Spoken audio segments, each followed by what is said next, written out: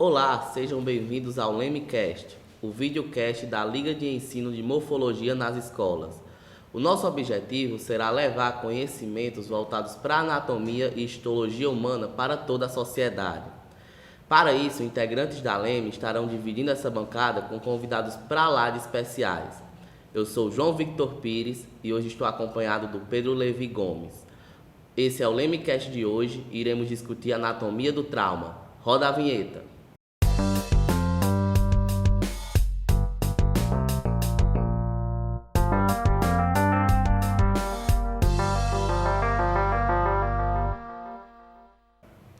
E o nosso convidado de hoje é médico formado pela Universidade Federal do Ceará, possui residência médica em cirurgia geral pelo Hospital das Clínicas da UFC, é mestre em fisiologia pela Universidade Estadual do Ceará, é bacharel em teologia pela Faculdade Católica de Fortaleza, é doutor em ciências morfofuncionais pela Universidade Federal do Ceará, é professor adjunto há 29 anos de anatomia humana na UFC, coautor do livro Neuroanatomia Clínica e possui uma carga de 27 anos de experiência atuando no Instituto Dr. José Frota.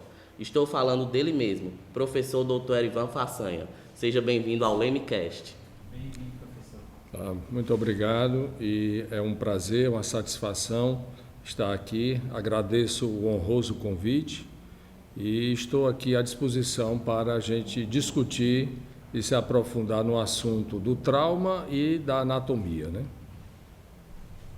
Então, professor, para a gente começar a nossa rodada de perguntas, a gente sempre gosta de começar com a definição. Então, como é que é definido o trauma? Bom, o trauma, ele é considerado uma doença, né?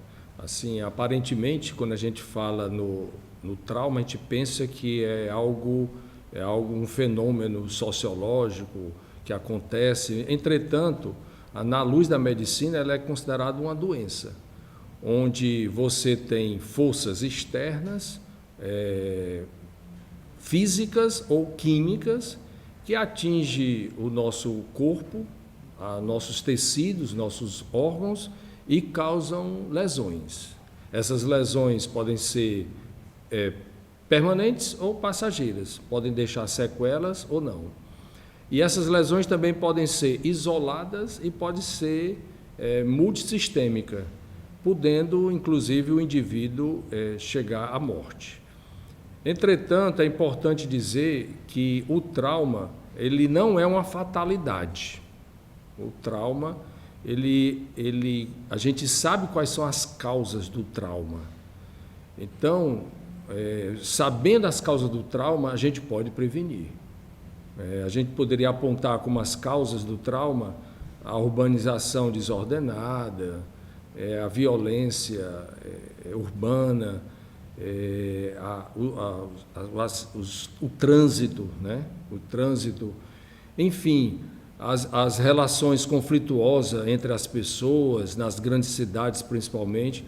Então, tudo isso daí gera a doença do trauma, que é algo bem definido e que pode ser tratado e prevenido. Perfeito. Professor, no dia a dia a gente acompanha diversas notícias, pelos jornais, pela imprensa, de pessoas que sofreram acidentes, ficaram com determinadas sequelas, sofreram esse tipo de trauma que o senhor acabou de definir. E a gente gostaria de saber se existe um público específico mais suscetíveis a ser acometidos por esse trauma. Bom, entre 15 anos e 30 anos de idade, o trauma é a principal causa de morte. Enquanto que nas idades avançadas, você tem as doenças cardiovasculares, as doenças cerebrais e também as neoplasias, mas na idade entre 15 e 30 anos, esse é o nosso público que é acometido do trauma.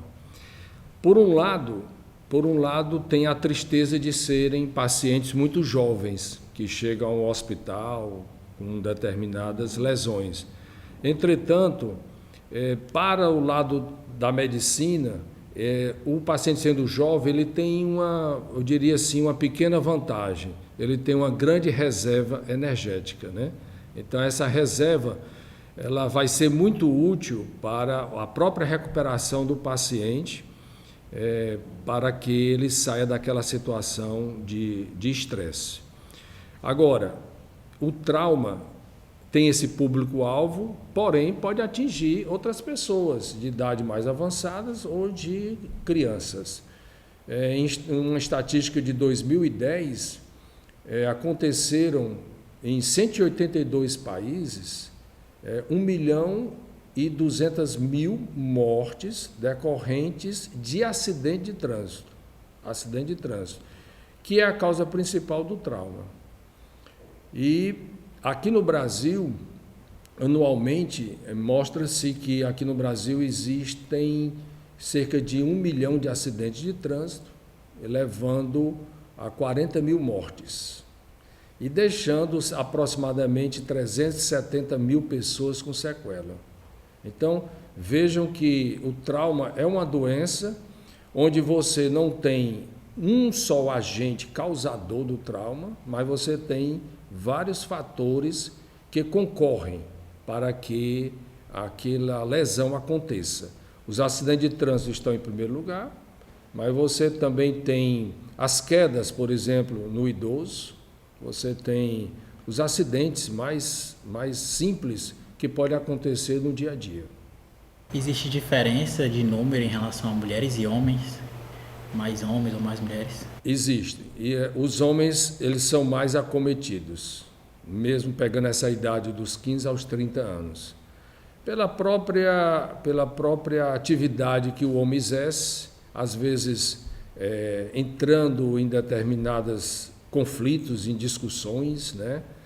E também no trânsito, com o uso de automóveis e motocicletas, a população masculina ela é mais acometida. E na hora de tratar um trauma, quais são os profissionais que vão estar atuando no contexto de tratamento? Bom, para a gente tratar, é preciso dividir o trauma, no tratamento é preciso dividir em 4 fases. Você tem aquela assistência do tratamento do politraumatizado antes de chegar no hospital, que quem faz isso é o serviço pré-hospitalar, o 192, o SAMU. Você tem o tratamento intra-hospitalar e depois você tem aquele tratamento de reabilitação e depois uma 4ª etapa seria a prevenção. Nos profissionais envolvidos em todas essas etapas, você tem os diversos profissionais, né? Nós médicos, com as mais diversas especialidades, o cirurgião dentista também pode atuar, né? Os fisioterapeutas têm um papel muito importante na recuperação dos pacientes que tiveram trauma torácico, às vezes que estão com infecção respiratória, pela própria situação de recuperação no hospital, e os fisioterapeutas fazem um trabalho muito importante. Os nutricionistas também desempenham, o enfermeiro, importante também nessa cadeia do tratamento do paciente com trauma. E aí você tem vários outros profissionais, o técnico de enfermagem, você tem o socorrista, o condutor, né, que traz ambulância. Ele não é só motorista, né? Hoje se chama também condutor e socorrista, né? Você tem o auxiliar de maca dentro do hospital, que ajuda também na condução do paciente, levando para exames complementares. Então, é uma cadeia de vários profissionais da saúde e outros não da saúde que estão envolvidos no atendimento ao paciente politraumatizado. Professor, o nosso tema do nosso podcast hoje é justamente a anatomia do trauma. E é de suma importância a gente entender essa relação, como a anatomia vai auxiliar no tratamento desse trauma. Então, aí a gente queria jogar essa bola para o senhor para a gente entender. Bom, eu, como professor de anatomia há 29 anos, eu sempre procuro mostrar para os meus alunos a importância de conhecer a anatomia para você aplicar o seu conhecimento anatômico no tratamento, nas mais diversas situações, né? Vou começar respondendo a sua pergunta com uma brincadeira. Eu digo até para os meus alunos que até para namorar a gente precisa conhecer a anatomia, né? Então, o paciente politraumatizado, ele tem uma lesão externa, onde no exame físico eu já tenho que identificar as partes do corpo humano e ter uma ideia do grau de lesão que aquele indivíduo sofreu. Se foi uma perfuração por arma branca, por arma de fogo, ou foi um paciente que teve um traumatismo contuso da cabeça, do tórax, do abdômen, dos membros. Então, aquilo dali eu posso ter já uma ideia com o meu conhecimento anatômico e empregar no atendimento inicial, né?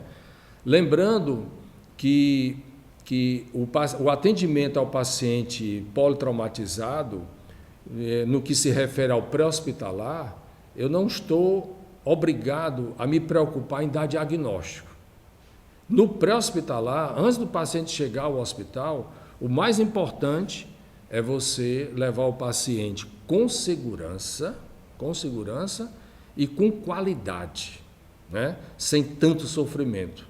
É isso que faz o pré-hospitalar, que na nossa cidade aqui de Fortaleza foi instituído em 1992, né? E que vem melhorando, se espalhou pelo Brasil inteiro. E esse serviço pré-hospitalar foi iniciado na França, né? Mas ele já existe aqui no Brasil e está bem consolidado. Existe uma rede de ambulâncias, UTIs, ambulâncias básicas, que fazem um resgate desses pacientes na Grande Fortaleza, e recentemente também essa rede de ambulância se estendeu para todo o estado do Ceará, para as BRs e as CEs. Isso é muito bom, porque você pode prestar uma qualidade boa e trazer o paciente com segurança para o hospital. Então, o conhecimento anatômico ele vai ser solicitado por todos os profissionais que atuam, notadamente os profissionais da área de saúde, né?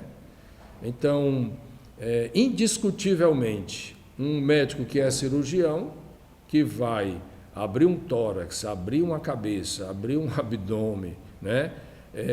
Corrigir uma fratura, ele tem que saber a anatomia básica e a anatomia cirúrgica que ele vai aplicar na sua técnica. O médico anestesista também tem que ter conhecimento. O cirurgião dentista, que tem tanto conhecimento da região aqui da cabeça, né? Trabalhando com as fraturas dos ossos da face, com reimplante dentário. Então, indiscutivelmente. O pessoal da enfermagem também, que precisa do conhecimento anatômico para entender, vamos dizer assim, toda essa cadeia de tratamento. E a própria enfermagem também vai manipular os pacientes que estão acamados e que estão sofrendo, se recuperando de um determinado trauma, né? Desde uma punção venosa até realizar um curativo, até manusear o paciente no leito. Então, todos nós da área de saúde, a gente tem que ter essa compreensão da forma humana, de conhecer as partes do corpo humano para oferecer para o nosso paciente, para o nosso doente, a melhor opção, né? Porque há um princípio no atendimento ao paciente do trauma. Você, quando está trazendo ele para o hospital, no pré-hospitalar, ou então quando você está tratando ele dentro do hospital, você não pode causar lesões a mais.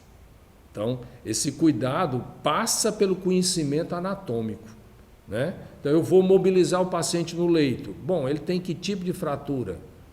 Ele tem fratura dos arcos costais do lado esquerdo. Então vamos virar para o lado direito, que ele vai sentir menos dor. Ele tem uma fratura de fêmur. Então, todos esses cuidados, eles serão despertados pelos profissionais da área de saúde, partindo do conhecimento anatômico. E o senhor já começou a falar um pouco sobre os princípios de tratamento do trauma. Quais são esses princípios? Bom, quando você tem um paciente politraumatizado, como eu havia conversado, você vai fazer o atendimento em várias etapas. O pré-hospitalar, né, que surgiu de maneira fantástica. Por quê? Porque notava-se que muitos doentes politraumatizados morriam antes de chegar no hospital, às vezes por uma questão simples, parar uma hemorragia, fazer uma reposição volêmica, né? Garantir umas vias aéreas para o paciente respirar melhor, porque ele estava com hipóxia. Então, esse atendimento inicial já salvou muitas vidas, está salvando e salvará também muitas vidas. Então, no pré-hospitalar tem esse princípio. E, lembrando, como eu disse, no pré-hospitalar a gente não precisa se preocupar em dar diagnóstico, né? É levar o paciente com segurança e com qualidade. Quando chega ao hospital, ao tratamento intra-hospitalar, aí o cirurgião, o médico emergencista, junto com a equipe de apoio da enfermagem, e todas as pessoas envolvidas fazem aquele atendimento inicial, numa sala que a gente chama sala vermelha, onde a gente vai ter que se atentar para as lesões com potencial maior de comprometimento da vida, né? Então, o que é que está, vamos dizer assim, comprometendo a vida do paciente? Nesse sentido, surgiram nesses últimos 30 anos os cursos preparatórios para os profissionais da área de saúde, né, que podem fazer um atendimento de maneira padronizada. O interessante é que esse curso preparatório surgiu com a inspiração de um cirurgião americano que teve a sua família acometida num acidente de múltiplas vítimas, e ele percebeu que o atendimento desses pacientes estava acontecendo de maneira desorganizada, né? Aí o cirurgião americano, ele padronizou a uma rotina no atendimento, né? O que é que o pré-hospitalar tem que fazer, né? O que é que lá dentro do intra-hospitalar também a gente tem que seguir. Então, existem algumas regras gerais, como, por exemplo, primeiro você vai cuidar das vias aéreas, né? Depois você cuida da parte da correção da pressão arterial, né? Primeiro o oxigênio, as vias aéreas, que sem oxigênio a gente falece em poucos minutos. Se a pressão está baixa, vamos depois corrigir a pressão arterial, né? E, enfim, a ventilação pulmonar, proteger as lesões e, por último, você faz um exame neurológico e até previne o paciente contra a hipotermia, né? Que nos países de temperatura mais baixa é uma realidade, porque o paciente politraumatizado, às vezes, ele está envolvido com pressão arterial baixa, estão chocados, PA baixa, né, pressão baixa, e aí já a PA baixa já causa hipotermia, e temperaturas baixas do ambiente externo, né? E aqui no Nordeste brasileiro a gente não tem tanta essa preocupação, mas é importante a gente aquecer o paciente. Inclusive, quando ele chega ao ambiente hospitalar, às vezes a gente até desliga o ar-condicionado, no centro cirúrgico também, porque a hipotermia, a hipotensão causa também hipotermia. Então, existe uma rotina para você cuidar dessas lesões, que todos os profissionais da área de saúde são treinados dentro dos seus cursos para cada um fazer o seu papel. Então, esse elo de corrente vai um ajudando o outro para que aquela vida seja salva. Perfeito. Professor, o senhor com 27 anos de experiência em atuação no IJF, já deve ter presenciado várias coisas, vários acontecimentos, já deve ter salvado várias vidas, mas infelizmente tem aquele paciente que vem a óbito, e é justamente sobre ele que a gente vai abordar agora. Quando esse paciente vem a óbito causado pelo trauma, quais seriam os principais órgãos envolvidos nessa causa dessa morte? Bom, já que você está me perguntando sobre assim, os órgãos, Uma coisa interessante que tem no trauma é a questão do tempo. O tempo é fundamental, né? Por isso que você tem no pré-hospitalar a ambulância UTI que liga a sirene, né? Porque quanto mais cedo você chegar, vai ser o atendimento será de melhor qualidade. Então, já que você está falando de óbito, no trauma a gente divide em 3 tempos em que os indivíduos podem morrer. Aqueles que morrem nos primeiros minutos são aqueles pacientes que tiveram traumatismo craniano grave, né, com afundamento, com lesão cerebral, ou então tiveram lesões cardíacas ou lesões de grandes vasos, como, por exemplo, a aorta, torácica ou abdominal, a veia cava inferior, superior, então vasos de grande calibre, coração, como o nosso órgão bombeador, e o cérebro. Esses pacientes, dentro de segundos ou minutos, eles falecem. No trauma, existem aqueles pacientes que falecem dentro de 4 a 6 horas. Horas depois, né? Vamos simplificar. Esses pacientes que falecem horas depois são aqueles que têm lesões de baço e fígado e também grandes fraturas. Essas lesões desses 3 órgãos, eles causam sangramento. E esse sangramento que causa pressão arterial baixa, dá tempo o paciente pelo menos chegar no hospital. Eu diria que é esse paciente assim que nos dá uma chance da gente salvar a vida dele, né? E por quê? Porque ele já, vamos supor que ele teve uma lesão de baço, sangrou, está lá com 1 litro de sangue dentro do abdômen, 1,5 litros. Então ele está com hipotensão. Aí a hipotensão é tão severa que o vaso não mais libera sangue, ou então está saindo bem pouquinho. O sangramento parou, formou um coágulo. Aí esses pacientes chegam muito grave ao hospital, mas dá tempo à equipe de saúde, médico, enfermeiro, todo mundo envolvido, a dar o diagnóstico, né, com exame físico, com ultrassom, preparar o centro cirúrgico, acionar o banco de sangue para reposição volêmica, enfim, toda essa cadeia a fim de que você possa salvar aquela vida. Então, lesão de baço, lesão de fígado, né, e as grandes fraturas. Por exemplo, eu conheço pacientes que tiveram traumatismo abdominal, tiveram lesão de baço e saíram da cena e foram para casa de maneira não recomendada, por algum motivo, e morreram em casa sangrando. Ou então, quando foram para o hospital, foram em situação muito adversa. Aí realmente não dá.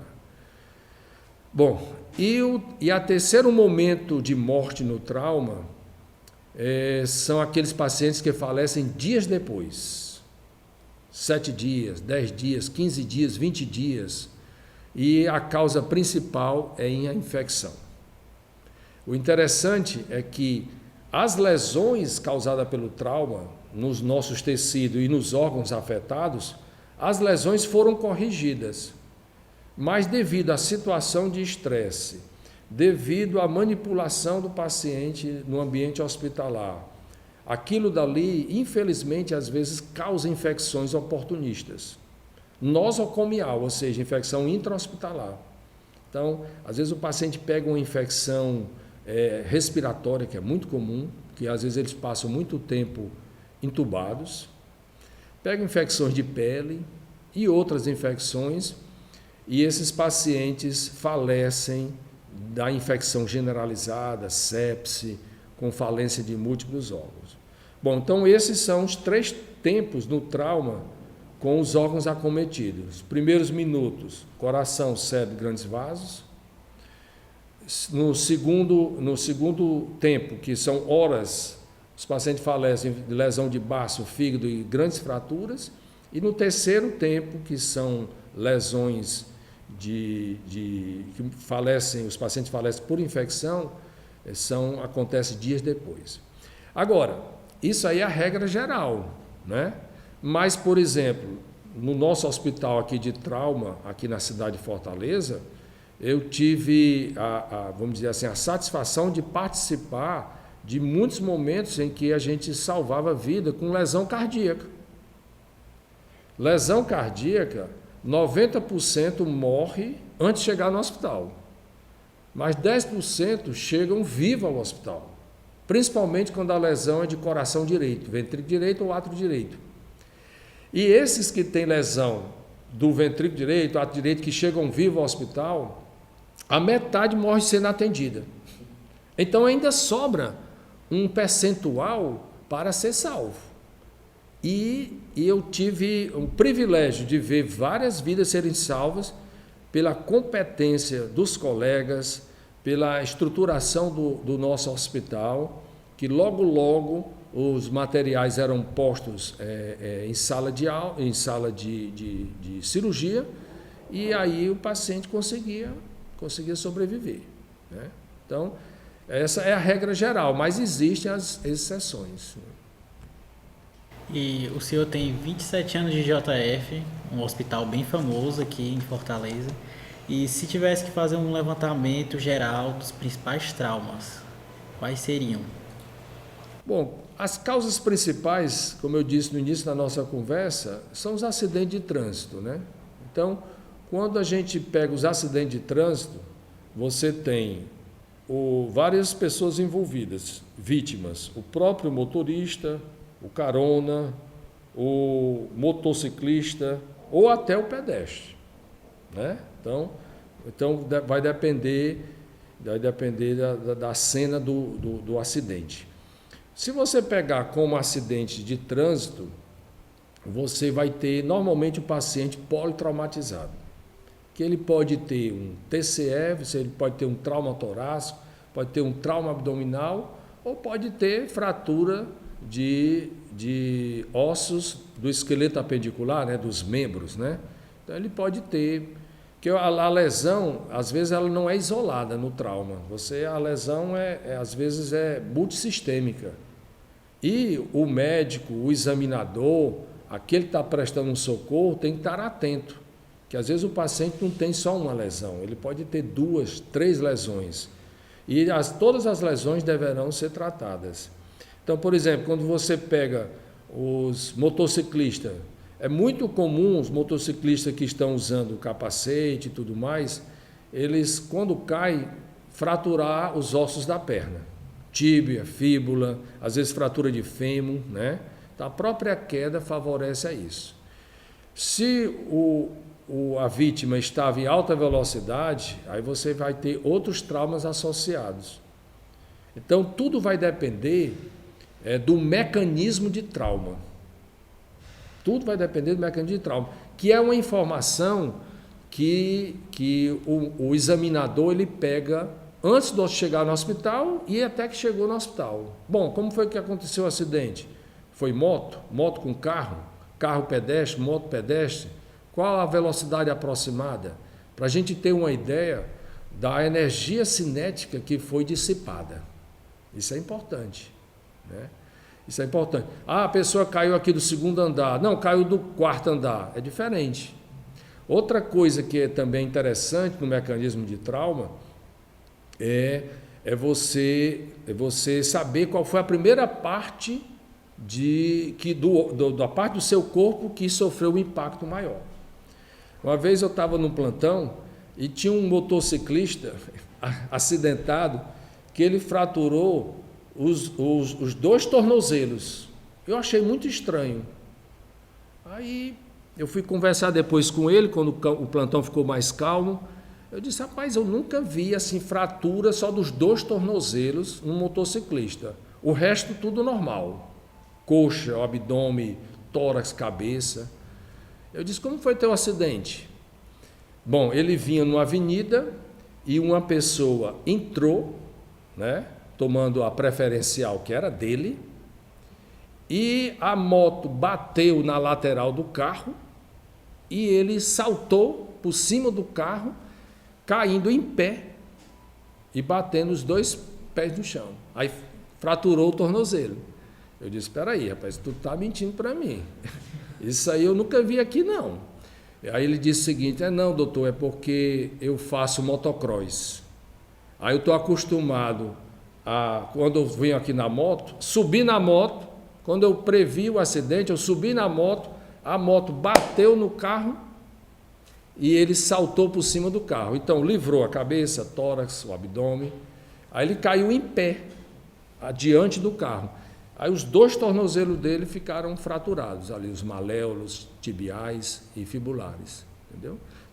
Então o mecanismo de trauma, ele é muito importante para a gente ter uma ideia, e as histórias são as mais variadas possível, né? Porque o trauma é uma coisa imprevisível, né? O trauma, tá tudo bem com você e daqui a pouco está tudo ruim. Uma família está indo ali para a praia, estava tudo bem, todo mundo alegre. Uma família estava indo ali para uma viagem, estava tudo bem, estava todo mundo alegre, e de repente está tudo ruim, né? Porque o acidente aconteceu.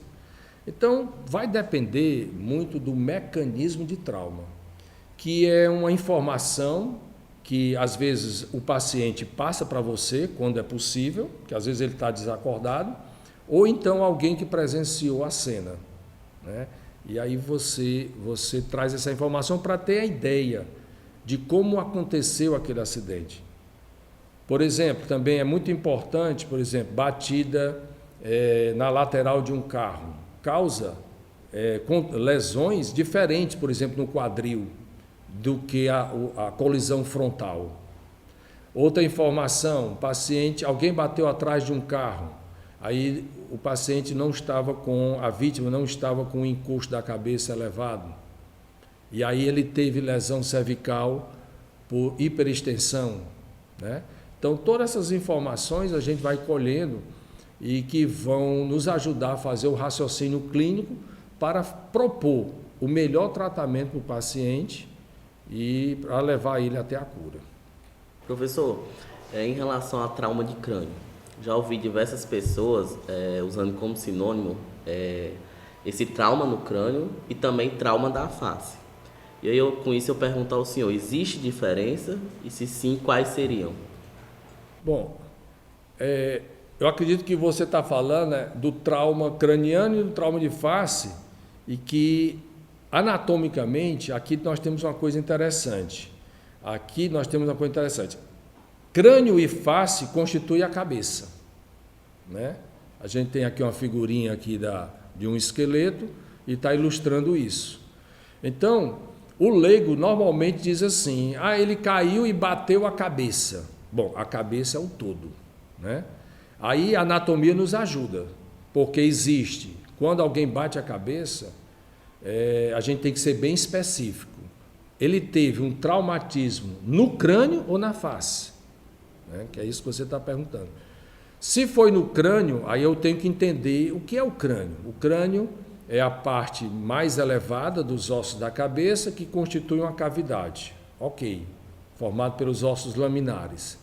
Mas a face é outra região constituída por essa região anteriorizada da cabeça, onde você tem outros ossos, como a maxila, a mandíbula, né? O zigomático e outros ossos.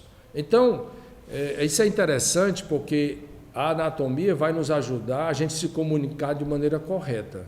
O paciente teve um traumatismo de face, mas você faz uma tomografia, o crânio está livre.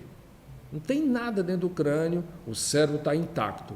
Só que às vezes a face do paciente está toda deformada, né? Aquilo ali assusta, achando que o paciente tem alguma coisa no cérebro, né? No entretanto, a coisa aconteceu na face. Isso é um bom exemplo de que a terminologia anatômica ajuda os profissionais da área de saúde a se comunicar de maneira correta. Então, traumatismo da face é uma coisa e traumatismo craniano é outra coisa.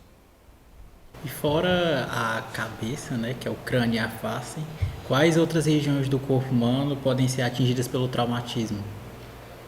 Bom, quando você fala de outras regiões, Aí eu acredito que existem as estatísticas mais variadas, porque você pode ter traumatismo craniano, torácico, abdominal e dos membros superiores e inferiores, traumatismo pélvico, né? Então, de um modo geral, todas as regiões podem ser atingidas. E aí, quando você fala de acidente de trânsito, é uma coisa, agressão por arma de fogo é outra coisa, tem outra estatística, agressão por arma branca, né? Então, por exemplo, quando é agressão por arma branca, que aqui no Nordeste brasileiro, infelizmente, ainda há muito esse tipo de violência, você vê normalmente a arma branca atingindo a região do tronco, ou abdômen ou tórax. Normalmente o agressor, ele é destro, então normalmente ele atinge a vítima do lado esquerdo. Então, mas também vai depender, a vítima está se defendendo, a vítima está fugindo, né? E quando é agressão por arma de fogo, aí sim, o projétil ele pode atingir qualquer parte. Então, essa estatística, eu acredito que ela vai variar muito dependendo do centro de estudo, do hospital de referência, do levantamento que é feito naquela cidade, naquela região ou naquele país. Perfeito, professor. Professor, em relação à caixa torácica, quais seriam os principais tipos de trauma? Bom, na caixa torácica tem dois tipos de traumas que acometem a caixa torácica, assim como até no abdômen. São os traumas contuso e os traumas penetrantes. Trauma contuso é aquele onde o indivíduo bateu a região, chocou a região, no caso o tórax, mas pode ser o abdômen também, e não há uma lesão que atravessou todos os planos da parede torácica para entrar na cavidade. Então a gente chama de contuso. Por exemplo, um paciente que teve o tórax comprimido porque um carro onde ele estava consertando por debaixo caiu em cima dele, né? Como eu já vi. Então esse paciente teve um esmagamento da parede torácica. Normalmente esses pacientes têm fratura de arcos costais, múltiplos ou não, e que pode causar até uma respiração paradoxal. E os outros tipos de trauma é o trauma penetrante. Esse sim, o projétil, a arma, passou todos os planos anatômicos, pele subcutâneo, os músculos, a fáscia endotorácica e a pleura parietal, e chegou na cavidade pleural, violando a cavidade pleural. Isso aí é perigoso, muito perigoso. Por quê? Uma vez a cavidade pleural sendo violada, pode ter escape de ar, formando o pneumotórax, ou pode ter escape de sangue, formando o hemotórax. Ou então a combinação dos dois, né? O hemopneumotórax. Isso daí é perigoso, porque o paciente vai ter uma respiração difícil, e a assistência de todos os profissionais da área de saúde, tanto no pré-hospitalar como no intra-hospitalar, vai ser fundamental para um diagnóstico diagnóstico e tratamento corretos, né? Inclusive, por exemplo, em pneumotórax hipertensivo, onde há desvio das estruturas do mediastino, causando hipotensão pela diminuição do retorno venoso, você às vezes pode drenar esse tórax antes de chegar no hospital. Boa parte das ambulâncias UTIs que tem médico a bordo, eles têm um kit de drenagem torácica para drenar o tórax, ou então uma agulha calibrosa, onde você pode fazer uma descompressão de um pneumotórax hipertensivo, porque alguns minutos é importante até que o paciente chegue ao hospital, né? Durante o deslocamento, né? Que é a drenagem torácica, de fato, então? A drenagem torácica foi criada para resolver a seguinte situação: na cavidade pleural você tem ar ou sangue, né?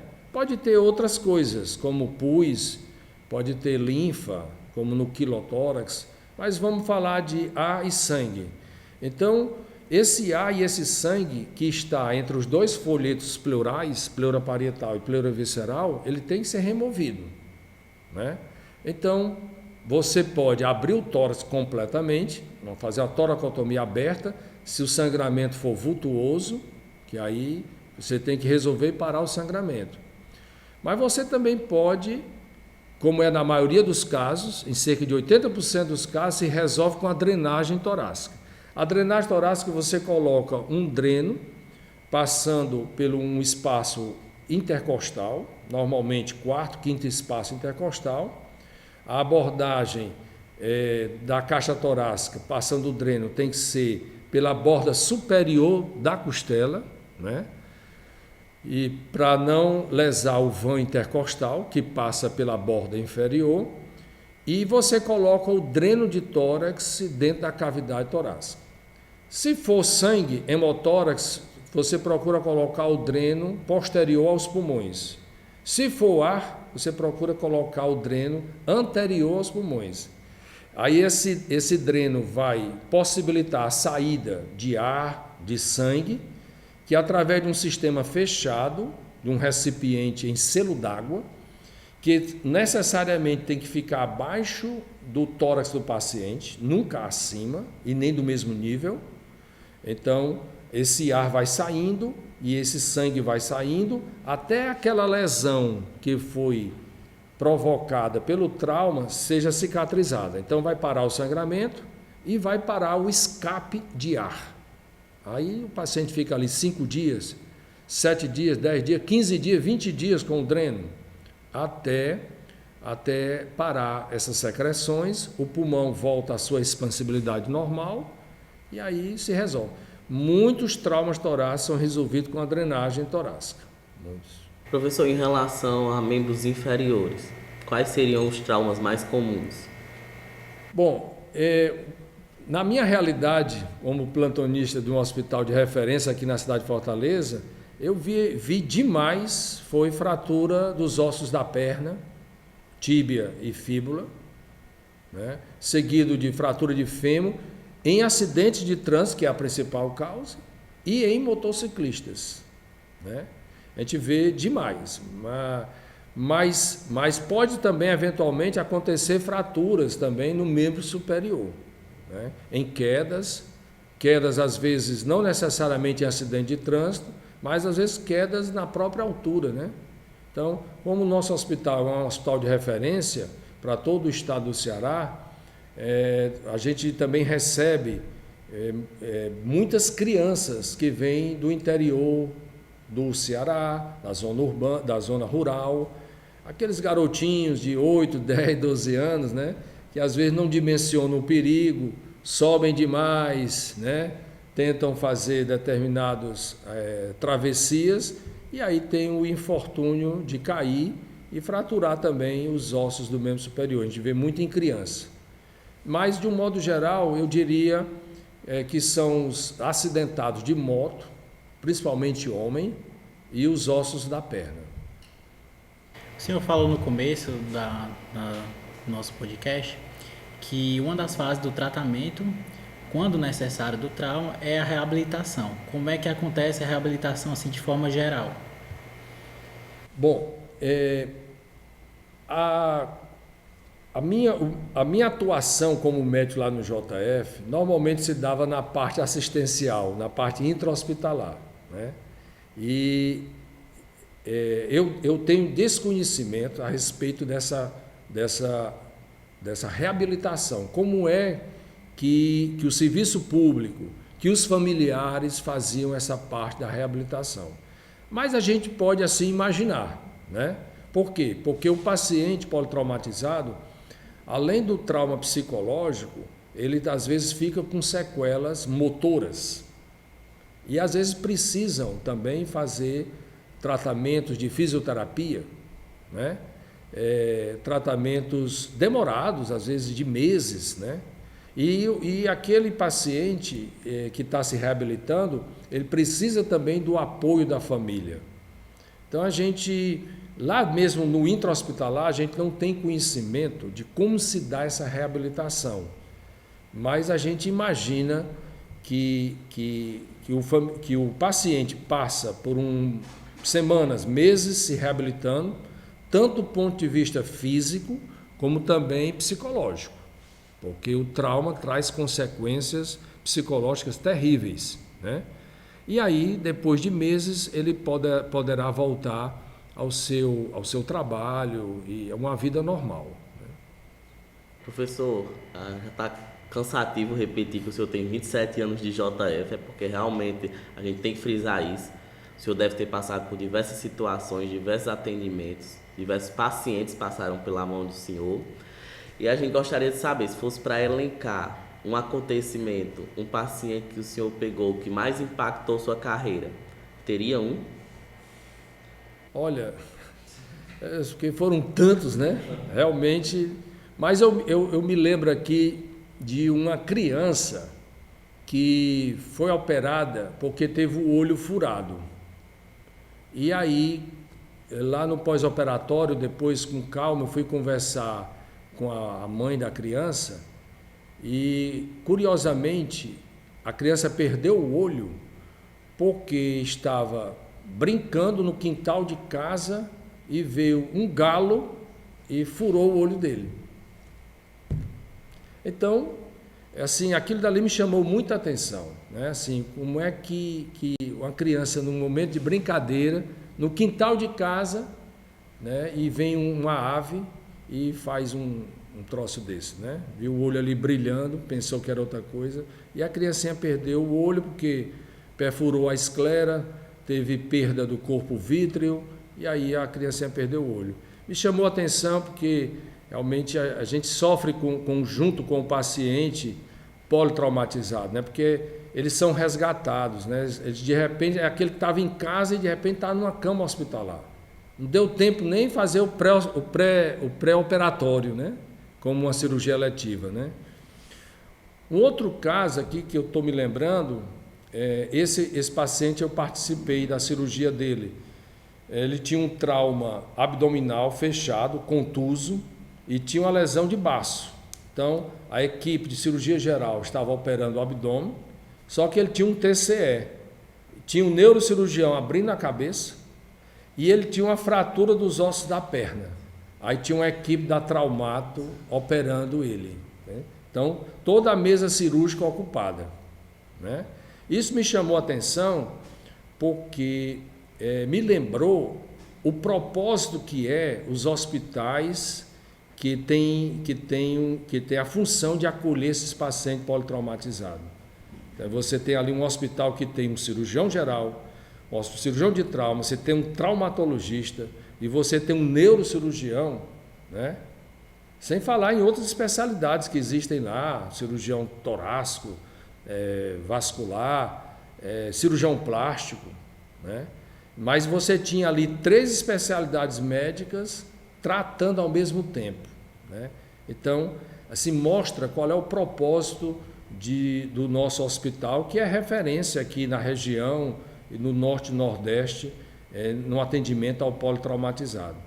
Lembrando que também o nosso hospital é uma referência ao atendimento ao grande queimado, né? O queimado também, ele tem uma lesão química causada na pele e que também precisa de cuidados, né? Então, o nosso hospital tem um andar inteiro dedicado aos grandes queimados, onde se salva muita vida e onde se possibilita uma reabilitação assim aos pacientes.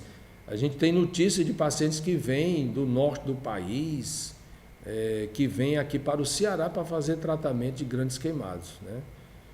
Mas esses são os 2 casos assim que eu me recordo. Mas existem muitas histórias, né? Muitas histórias, cada uma tem as suas particularidades. Saindo um pouco desse contexto do hospital, qual é a melhor conduta que um indivíduo leigo, não é da área da saúde, uma pessoa comum, ela deve ter quando vai tentar ajudar uma pessoa que foi traumatizada?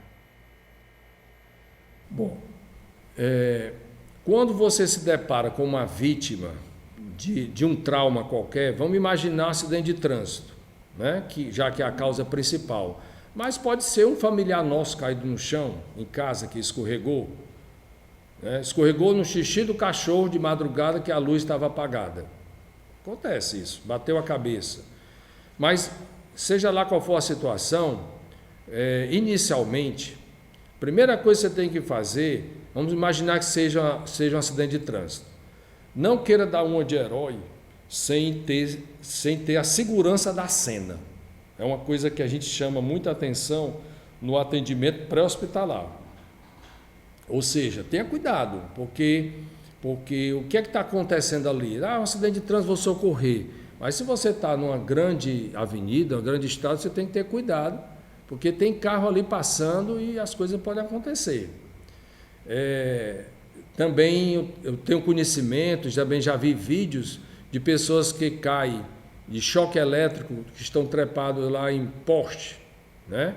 Aí você chega para socorrer, tem que ter cuidado, porque às vezes ainda está passando corrente elétrica. Então, segurança da cena, principal coisa. Após você ter certeza da segurança da cena, você vai ver, pelo menos ali, rapidamente, a responsividade do paciente. Saber se ele está acordado, se ele está respondendo alguma coisa, para você tranquilizar ele e dizer que vai pedir socorro. Que é a terceira conduta que você tem que fazer. Você tem que chamar o pré-hospitalar, o 192, certo? Por quê? Porque sozinho você não vai conseguir fazer nada. Então você tem que pedir ajuda, você tem que chamar o pré-hospitalar para te ajudar a levar o paciente com segurança e com qualidade, né? Enquanto o pré-hospitalar vem, você pode, se estiver sangrando, pegar ali um panozinho limpo e parar um sangramento, né? Tranquilizar o paciente, né? Porque ele está ali caído numa via pública. Enfim, você tem assim, várias maneiras de atuar, porém, é mandatório você chamar o pré-hospitalar, pedir por ajuda. O pré-hospitalar, em todas as cidades, eles existem exatamente para isso, que aí o paciente vai ser conduzido de maneira segura e com qualidade. Perfeito. Professor, no começo do nosso videocast, o senhor trouxe números alarmantes de pessoas que perdem a vida justamente por acometimento desse trauma. E aí eu queria saber do senhor se existe uma maneira de evitar essas mortes, evitar que aconteçam, que as pessoas sejam acometidas com esse trauma.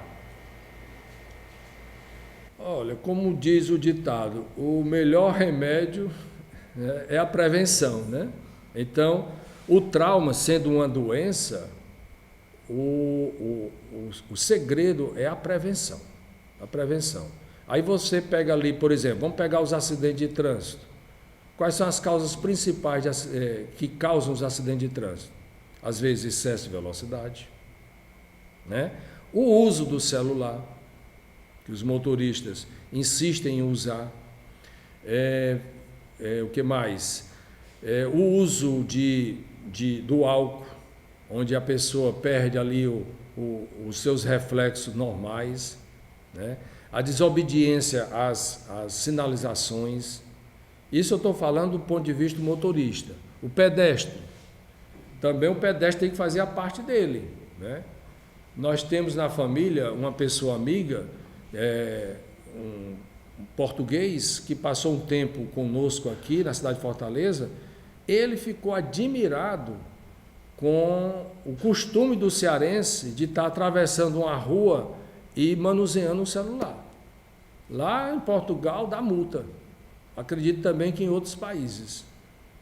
Mas ele ficou admirado. Aqui no nosso meio a gente vê facilmente pedestres atravessando a rua e manipulando um celular. Então, isso tira a nossa atenção e a gente tem que ter cuidado. Quando a gente parte para os acidentes, vamos imaginar aqui os acidentes domiciliares, como é que a gente pode prevenir? Né, que foi a sua pergunta.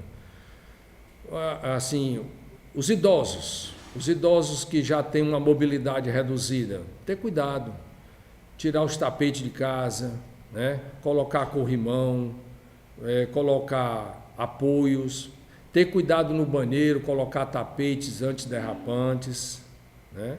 Porque os acidentes acontecem. Recentemente, em 2019, nós tivemos o Gustavo Liberato, o Gugu Liberato, que resolveu fazer um serviço em casa, subiu numa escada, caiu, teve um TCE e, infelizmente, morreu. Então, esses acidentes é muito comum no idoso, que às vezes, por questões cognitivas e outras situações, eles temem fazer determinadas atividades, né? Então, cada familiar lida muito com isso e a prevenção é o melhor remédio. É o melhor remédio. Professor, o senhor é médico e também é professor da Universidade Federal do Ceará, daqui da casa, e tem muitos alunos que se inspiram no senhor. E eu queria que o senhor mandasse uma mensagem para os alunos que querem trabalhar com trauma no futuro, querem seguir nessa área, seja da medicina, da enfermagem, até mesmo da odonto, né? Qual a mensagem, como é o dia a dia, é um trabalho gratificante? Olha, quem é da área de saúde e quer trabalhar na parte da assistência do trauma, aí nós estamos falando de uma porta de emergência, né? Ou uma porta de emergência no tratamento intra-hospitalar ou até no pré-hospitalar, né? Primeiro, coloque coração, coloque paixão, alegria em fazer tudo que você faz. Não vá fazer uma determinada atividade baseado em outras intenções. Então, coloque alegria, coloque satisfação naquilo que faz, porque o objetivo maior de todos os profissionais da área de saúde é salvar vidas, né? E no trauma, especificamente, a gente tem essa oportunidade porque você tem ali um indivíduo que tem uma lesão aguda. Uma lesão aguda que às vezes você consegue reparar, parar um sangramento, alinhar um osso, diminuir a dor, diminuir o sofrimento, né? Então aquela pessoa, como todas as pessoas, são importantes. São importantes, às vezes é um pai de família, uma mãe, uma mulher que falece ali entre 30 e 40 anos, 50 anos, ela deve ter uma prole. Então, aquela mulher falecendo, a repercussão que isso vai causar na sua descendência. Então, a gente tem que colocar coração para tentar salvar o máximo de vida possível. Então, tem que vibrar e tem que gostar ali de um pouquinho de adrenalina, tem que gostar. Também aconselho quem vai assim para a parte de porta de emergência, pré-hospitalar, está preparado fisicamente, né? Então, às vezes a gente vê muitos profissionais da área de saúde que não tem a musculatura muito avantajada e aí às vezes se cansa, um plantão de 12 horas, de 6 horas ali em pé, atuando, operando, empurrando maca, buscando exame. Então, a agitação de um plantão de emergência na porta do hospital requer também assim esse preparo físico, tá certo? Se você não está muito preparado fisicamente, então realmente ou se prepare para ir ou então procure uma outra especialidade, né? Mas eu diria o seguinte: coloque coração, coloque alegria, vontade de atuar como um agente da saúde e trazer a recuperação, trazer a vida para aquele paciente. É isso. Perfeito, professor. Antes de encerrar, nós preparamos aqui um bate e volta, em que a gente vai trazer algumas situações que podem acontecer no dia a dia, bem objetivo, e a gente quer que o senhor responda também de maneira bem objetiva, certo? Então, a primeira: o indivíduo levou um tiro. O que a primeira pessoa que chegou ao local deve fazer? Segurança da cena, responsividade e chamar por socorro, por ajuda, 192, o SAMU. Tá bom? Segunda pergunta: o indivíduo sofreu um atentado com arma branca e a arma ainda está no ferimento, né? Está empalado, como se chama, né? Qual o procedimento que a primeira pessoa tem que fazer? Ela tira a arma, deixa lá? Chama muita atenção esse tipo de lesão, quando você tem a arma, um objeto Às vezes é até uma peça do carro, como a gente já viu lá, um ferro que soltou do carro e que está preso no corpo do indivíduo, que a gente chama de empalamento. Esses objetos jamais podem ser retirados antes do hospital, jamais. E dentro do hospital, esses objetos empalados, eu também aconselho só tirar dentro do centro cirúrgico. Por quê? Porque esses objetos podem estar tamponando uma lesão.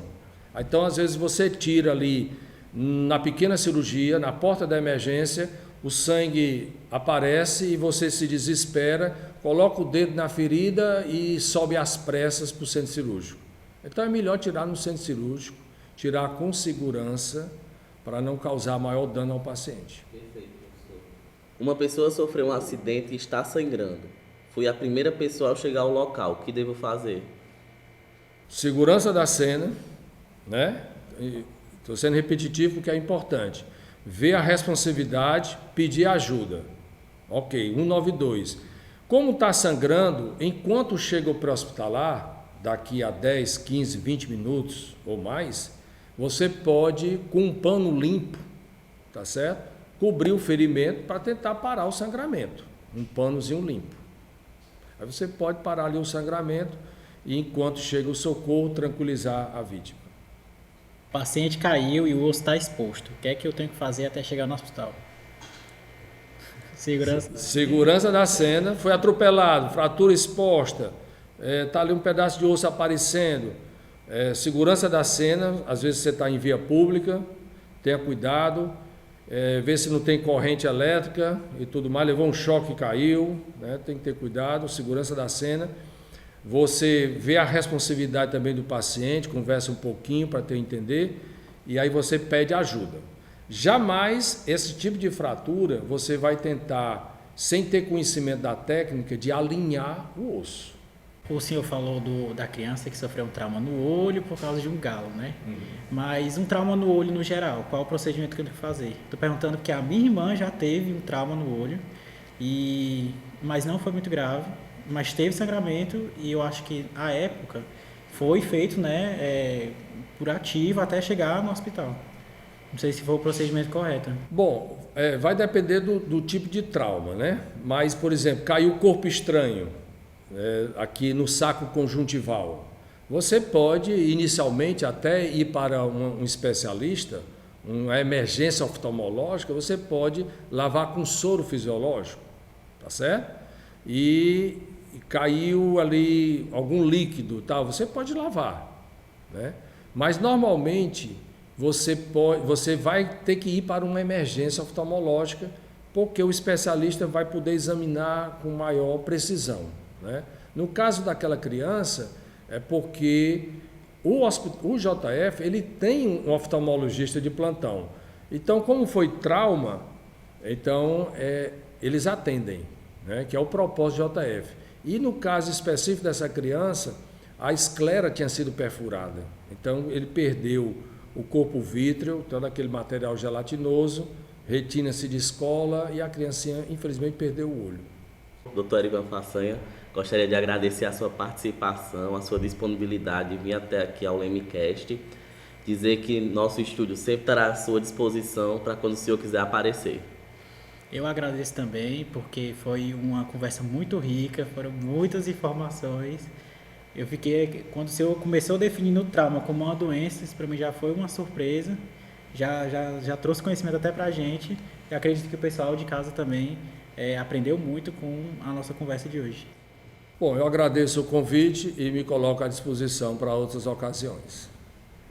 Então é isso, pessoal. Esse foi o LEMICast de hoje. Fique ligado nas nossas redes sociais e até um próximo programa.